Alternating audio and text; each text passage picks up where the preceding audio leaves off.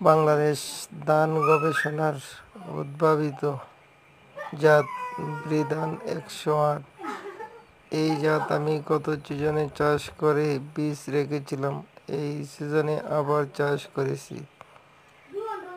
এই ধান খুবই শক্ত একটি জাত এবং এর ফলন সর্বোচ্চ ফলনদাতা একটি ধান, যা আমার গত সিজনের অভিজ্ঞতা থেকে বলছি। এই সিজনের আমি অগ্রহায়ণ মাসের 20 তারিখে বীজ বপন করে পৌষ মাসের 20 তারিখে মূল জমিতে রোপণ করি। আজ চৈত্র মাসের 21 তারিখ। ধান এই পর্যায়ে এখন আছে। এই জমিটা দুফসলি ছিল।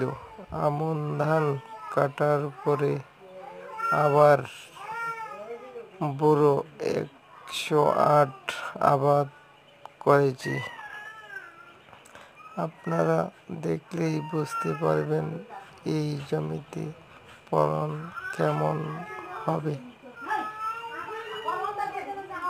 আরো ভালো ফলন হতো যদি সারা বৎসরে 1-2 বার বৃষ্টি হতো, কিন্তু সারা বৎসরে একবারও বৃষ্টি না হওয়াতে ধানের ফলন আশানুরূপ হচ্ছে না।